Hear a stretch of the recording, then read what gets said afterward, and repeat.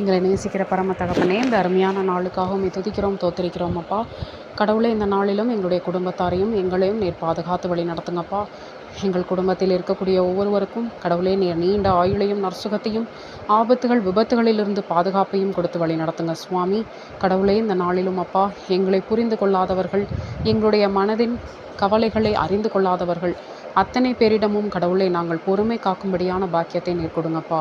கடவுளே, எங்களுடைய அத்தியாவசிய தேவைகளை கூட கடவுளே புரிந்து கொள்ள முடியாமல் இருக்கக்கூடிய மனிதர்களை கடவுளை நாங்கள் இன்னும் அதிகமாக நேசிக்கவும், கடவுளை இன்னும் அதிகமாக அவர்களுக்காக ஜெபம் பண்ணவும், கடவுளை இன்னும் அதிகமாக பொறுமை காக்கும்படியான பாக்கியத்தையும் நீர் எங்களுக்கு கொடுங்கப்பா.